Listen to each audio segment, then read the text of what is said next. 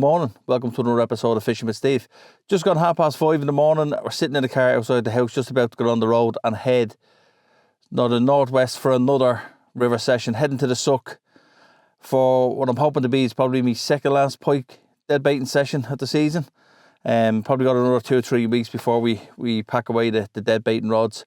But before then, I wanted to get back to this river section and give it another go. I'm hoping that's going to be the case anyway. Just check the water levels, and the water levels have been rising for the last 2 days. It's over a metre. So what I'm going by is the last time I was here, it was on like half a metre, just over half a metre on the kind of levels on the water on their website, waterlevels.ie. And now it's just over a metre. So it's come up, 1.5 feet, 2 foot. I'm kind of going off. The water levels were down on the swims, probably about 7 or 8 inches. So if it's come up 1.5 feet, it may be just a foot over the actual swim and where I can put the rods. And if that's the case, we're fine. Stick on the waders and we can still fish in it. So we'll see when we get down there anyway, and we'll have a good look around, a good snoop around, and see if there's anywhere where we can get on along this stretch. Right, I'm going to hit the road. I'll see you on the bank.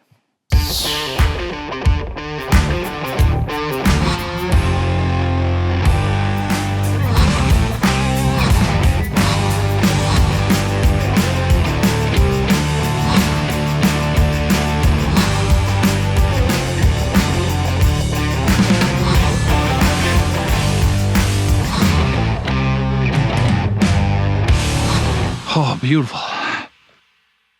So I've just arrived at the river and it's totally unfishable. As in, like, that there's the entrance into where the swims were. And it's under probably 1.5 feet of water. All the swims, all the area, it's totally flooded in. So,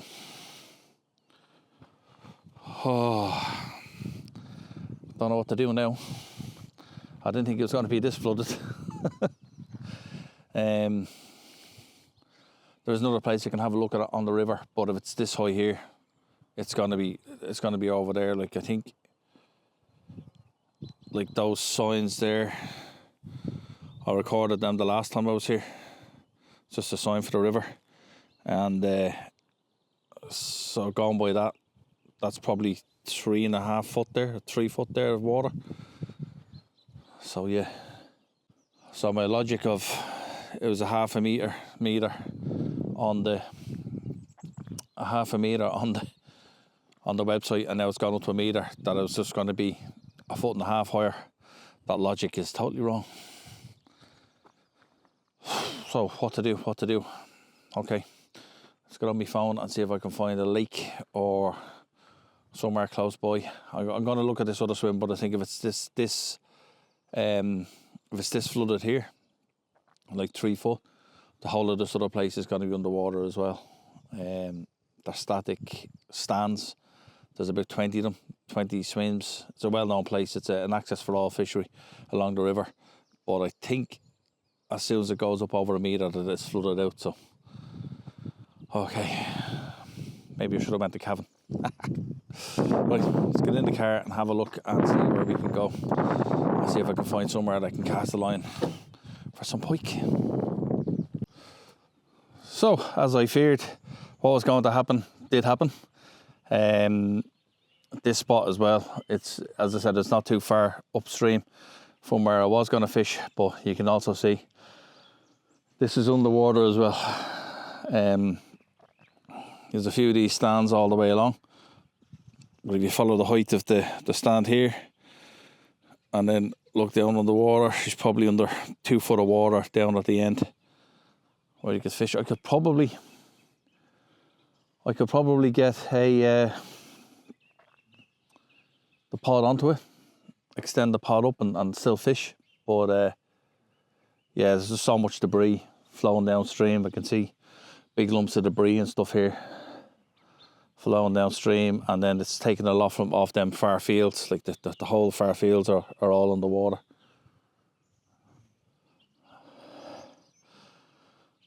So I don't think this is going to be fishable. It's a nice venue if it was fishable.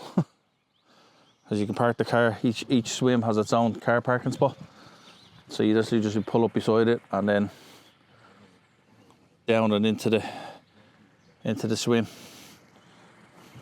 But I think, like, as far as I know, this goes down here. There's 20 odd swims. We're on like swim 7 here. There's 20 odd swims, but the rest of it is it's totally underwater. So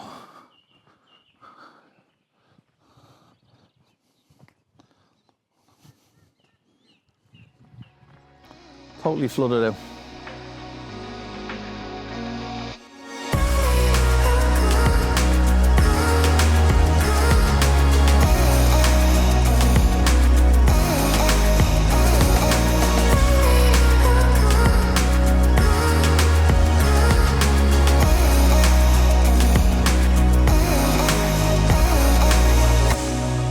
Well, lads, good morning. I'm on the bank and we're finally set up. It's just gone 10 to 10 and I'm on a totally different river, totally different system.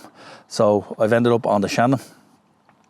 Cut across probably about a half an hour from where I was on the Suck.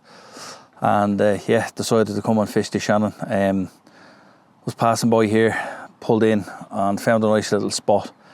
There's a tiny little marina there that I'm assuming is going to be full of bayfish, hopefully. I was talking to one of the guys here that was just renting out one of the boats, and he says that the place has normally got a good bit of roach in it. So the left hand rod is in the mouth of that marina, just in the slack water, in about 8 foot and on roach. Right hand rod is on smelt and it's just on the drop off of the river. Still a bit of a flow. There is a bit of a flow on the river and it is a little bit coloured, but listen, I'm going to give it a go anyway and see what happens. We might pick up a small jack or two. So quickly through the setup. As you can see here, we've got a 4 ounce lead onto our Fox run ring. It's just allowed to run freely on the line. Down to a buffer bead and our quick clip, taking the trace off if we do get a run. Our trace is 49 strand coated wire trace from Fox. They're down to size 6 trebles. Again, this is a Fox pre-made rig. And then this is a large section of bluey that I have popped up with 2 polyvolts.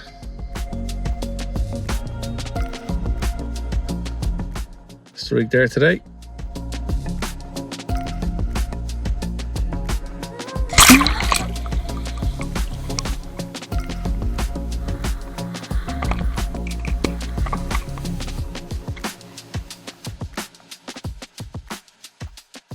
Did a quick survey with the boat and the deeper, just to see where my depths were and stuff. So I got about where my right hand rod is, right in front of me in the heavy flow, got about 10 foot of water, and then just off to the left hand side is about 6.5, 7 foot of water just in that entrance to the marina or the bay.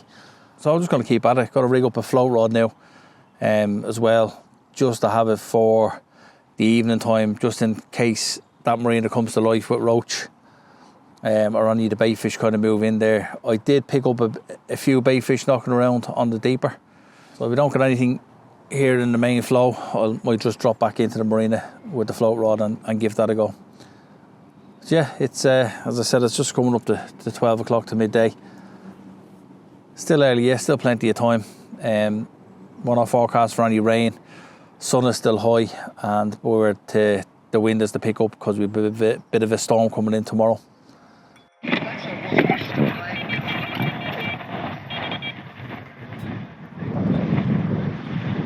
So finally around 1 o'clock I got a bit of a take, the line pulled out of the clip and I got what I thought was a bit of a run.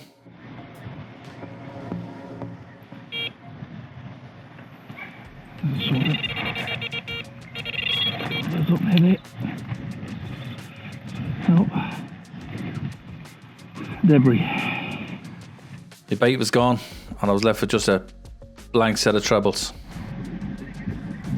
It's a bit of excitement there. Then they're all nothing.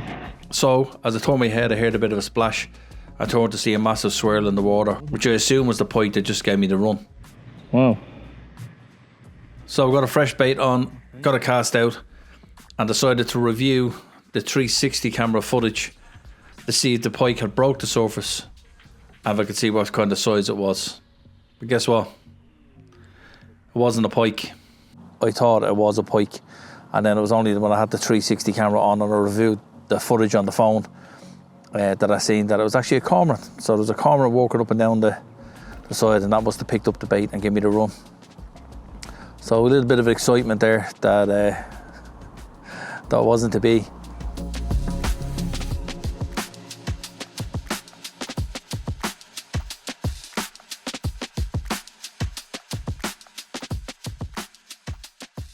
So that's it, lads. I'm going to admit defeat and call it a day. Just coming up on 6:05. We're losing the light fairly quick. I'm down to one rod. I just reeled in the other ones. And yeah, just going to call it a day. It's been a hard slog. I should have really had a plan B today for when I turned up at the suck and it was flooded. I didn't really have a proper plan B. So kind of just ended up where I ended up. But this place didn't look too bad with the conversion with the, you know, with the marina and stuff there coming off the main river. I thought we may have got a run or two, even off jacks. But it was not to be. It was not to be. So I'm admitting defeat. I'm going to pack up and I'm going to head home. As always, thanks for watching. And if you don't mind, please hit that like, subscribe, and hit the bell to get the notifications when I do my next upload. And if you're out on the bank, until then, sidelines.